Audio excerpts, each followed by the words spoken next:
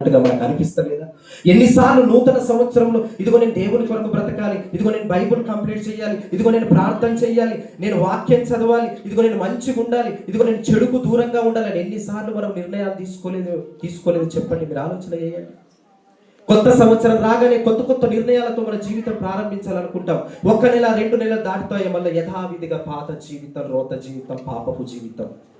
అందరి జీవితాల్లో అందరి జీవితాల్లో, ఒకరి జీవితంలో కాదు. కాబట్టి ఎన్నిసార్లు దేవుడు హెచ్చరిస్తున్నా, గద్దిస్తున్నా మనం ఎందుకు లోబడట్లేదండి? మన హృదయాలు కఠినమైపోయిన హృదయాలు కరిగించబడట్లేదా దేవుని వాక్యానికి? ఏమైపోతున్నాయండి? ఎన్నిసార్లు వాక్యం చేత దేవుడు మనల్ని హెచ్చరించాలి? ఆ కఠినమైన హృదయాలు కరగాలండి దేవుని వాక్యానికి. ఇంకా కఠినం చేసుకుంటే ప్రియులారా, ఇక మనల్ని ఎవ్వరు మారుస్తారండి?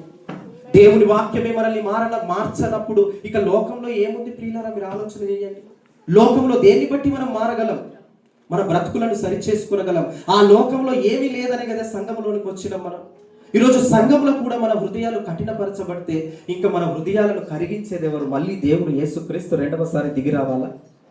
మీరు ఆలోచన చేయండి ప్రియులారా. ఒక్కసారి